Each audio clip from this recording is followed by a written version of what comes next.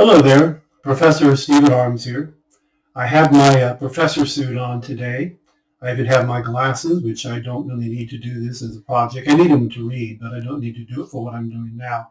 But see, I can take them off and point them and make good points like the people on the news do when they wear their fake glasses. Mine are actually real glasses, but they can be used in fake ways. So today I'm going to do a lecture on the Star-Spangled Banner, the history of it and the meaning of the words in the context of the history of the time. Because Professor Arms's first rule of history is history has to be judged by its time. You can't judge history by now, you have to judge it by then. People had ideas about the world. People thought the world was flat at points in the history of the world. Well, that's much more exaggerated than it is because most sailors realized that the world had a curve to it. But even going back to the Phoenicians. But the point is that you have to judge history by its time, not by now. We have an annoying amount of people in this world who want to say, oh, well, this is bad because it's bad now. Well, again, there's a term for that. They're nincompoops. And they're either that or they're just plain ignorant. Ignorance can be cured simply by teaching people. But the problem is you have people who are willfully ignorant, that they won't listen. The worse than that is willfully stupid, which are people who will, even if you tell them, give them the facts, show them what, that their idea is wrong, or tell them what actually happened, they still won't admit it. They cover their ears and go, la, la, la, la, la, la, la, la, they don't want to hear. And that's your average, probably, person who watches MSNBC or CNN these days. So the point is, though, we're talking about the Star-Spangled Banner. Now, the Star-Spangled Banner, of course, is the national anthem of the United States. It was originally a poem that was written by Francis Scott Key. Now, Francis Scott Key, of course, was a poet, amongst other things, and a patriot, and he was 1779 to 1843. And he was one, of course, wrote the lyrics to it. And the Star-Spangled Banner was written about the battle at Fort Henry in Baltimore. It's in the Chesapeake Bay in Maryland, of course. And the lyrics were written about the U.S. victory that was considered the Battle of Baltimore, which, of course, is where Fort Henry was. And that's during the War of 1812. Though it's called that because that's when the war started. The actual battle took place September 14th, 1814. And again, the Star-Spangled Banner wasn't always the national anthem. We didn't have a national anthem actually until 1931. In March the 3rd of 1931, the Star-Spangled Banner's lyrics were officially made the national anthem of the United States by signed into law by President Herbert Hoover, of course, under act of Congress. And the words themselves they're extremely patriotic, having to do with the battle at Fort Henry and Keyes seeing the huge flag that was flown over that fort after the bombardment of the night. So, again, inspired by the battle, which I've already mentioned, and the idea that he saw it proudly waving in the morning. So we'll actually start going into the lyrics. I'm going to read the lyrics to you as if it was a poem, and then we'll go over what they actually mean afterwards. Oh, say can you see by the dawn's early light what so proudly we hailed at the twilight's last gleaming, whose bold stripes and bright stars through the perilous fight o'er the ramparts we watched were so gallantly streaming, and the rocket's red glare, the bombs bursting in air, gave proof through the night that our flag was still there. Oh, say does that star-spangled banner yet wave o'er the land of the free and the home of the brave. Now, when you hear those words, and I know people may not like this, but if you hear those words and they don't stir you a little in your heart, you really probably need to find yourself another place to live. Because the United States is a wonderful nation. It's probably the best nation in the history of the world. We have more freedom here than any nation has ever had. And we're one of the most open countries, period. And if it doesn't move you to patriotism when you hear those words, then, I'll be happy to help you pack your bags, and I'll even drive you to the airport if you want to go somewhere else. Now, the song deals, of course, the verse here deals with the flag flying over Fort Henry. The commander there was George Armistead, and he commissioned it to have a huge flag that the British would have no problem seeing at a distance. Now, Key saw the flag at a difference. Francis Scott Key. He saw the flag at a distance because he had been put on one of the British vessels because he was taken in as an unscrupulous person, a person that was to be, the British considered to be possibly unsavory, not to be trusted. Kind of way the Biden administration is treating people that don't want to get the vaccine in our country today, but that's a different kind of tyranny. Now, the perilous fight, of course, is the Battle of Baltimore. The rockets' red glare, the British did use rockets to some degree. They weren't very accurate.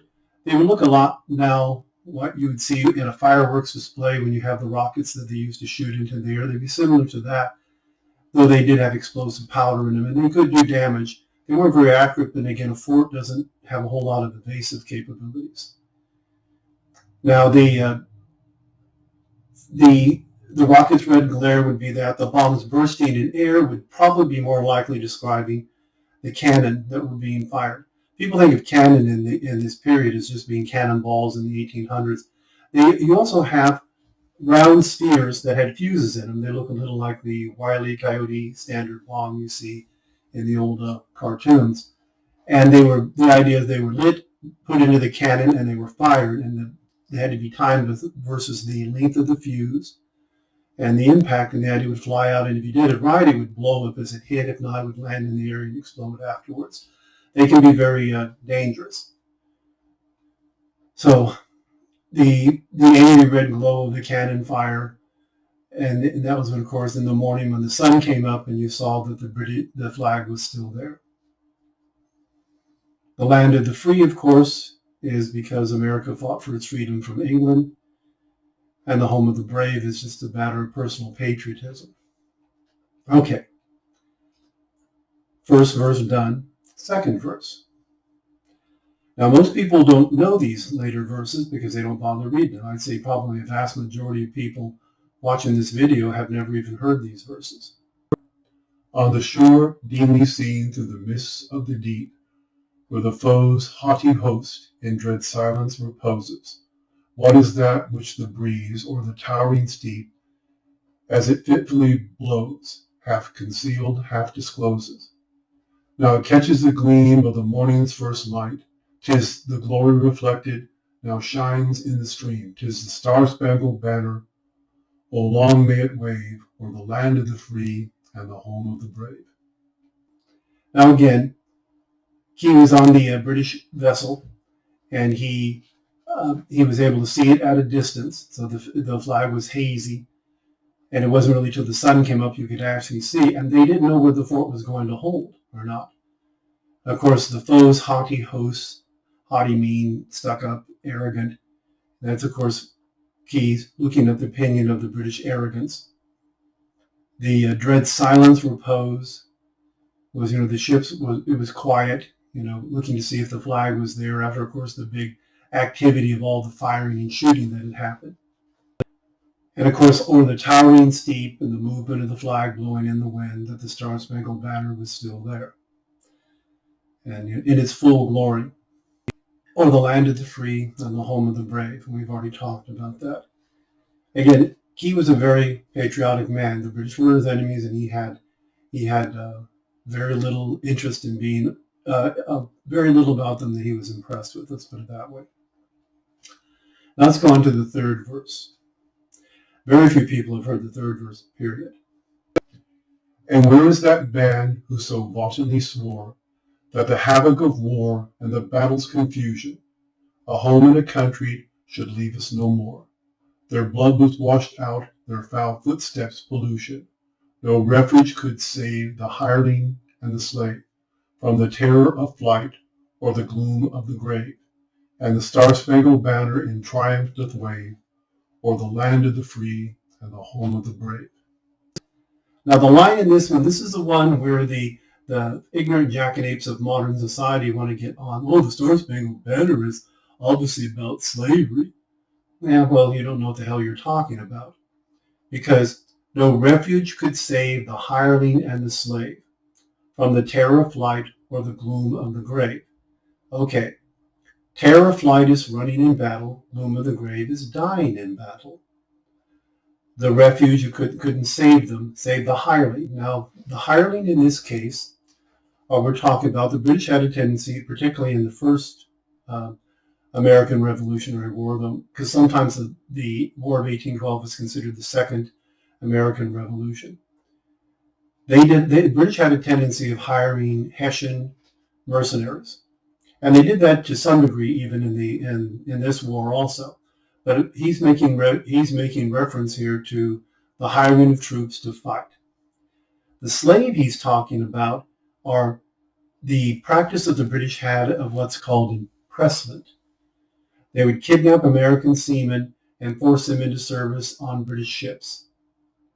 If an American ship was stopped and you couldn't prove you were actually an American, the British would assume that you're a British subject and they would put you in the British Navy.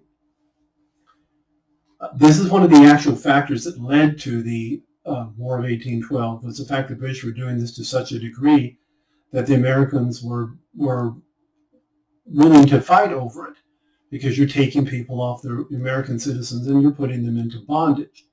Because if you're impressed into the Navy, you're not leaving unless you can prove it, and until the voyage is over, and then you might be able to leave depending on the circumstances, and if they don't find another reason to hold you or whatever. I mean, you're becoming a virtual slave, which is a very poor idea, to take people and put them on, especially ships of war who don't want to be there.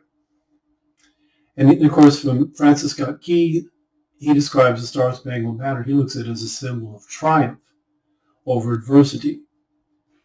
So the people who look at this verse and say, well, this is all about slavery and bad things. No, it's about impressment, and it's about mercenaries.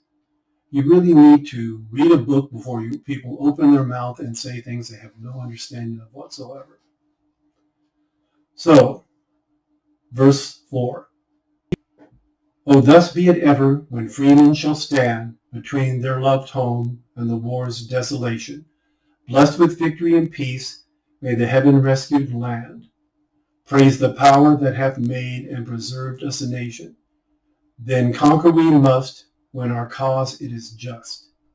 And thus be our model, in God is our trust. And the Star-Spangled Banner in triumph shall wave, o'er the land of the free and the home of the brave. Now again, having told you what I've told you so far about this, about Francis Scott Key, this is all about pride and patriotism. I mean, it's triumph and victory and blessed and home and conquer and peace. Key was a religious man, and his words reflect his belief in God, and that he believed that God was on the side of the Americans, because if our cause was just.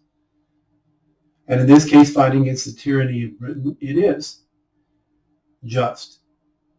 And God is our trust. I mean, that's religion and patriotism in one word. Now, of course, the United States, our unofficial model is in God we trust, which of course is on our coins and on our money. And of course also E pluribus unum, which is of course is on the Great Seal of the United States. That was actually put on in 1782. And E pluribus unum is, the translation is basically out of many one. So I mean, it's a very patriotic song. There's no argument about this. And it's just talking about the American victory here and his pride in his nation. And that if we're a good nation that is just, then we will triumph. Now, modern people love to complain. They'll look at Key and say Francis Scott Key was a slave owner, and he was. But I would also point out that slavery is wrong, okay? We agree with that pretty much now, even though it still exists in the 21st century in a lot of parts of the world.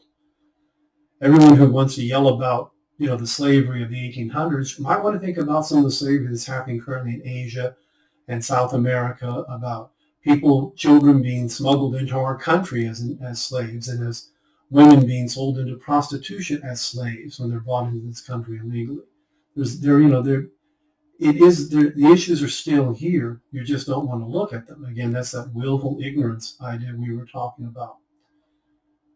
And I'm not justifying slavery, but I will point out to people, judge it by its time. The slavery began in history in ancient China, it began in ancient Egypt, it began in ancient Babylon. I mean, it's as old as civilization. Generally, slavery was always put on as being captured individuals in war were sold into slavery. The American concept that comes up in our history is one of the few times in the history of the world that it was based entirely on a quote-unquote race. There were individuals, generally people that were sold into slavery just because they were captured. And it was a way to spread people who were generally considered to be warsome and difficult across areas, and to make up for the cost of war, and a whole bunch of factors in it. There's financial reasons, obviously.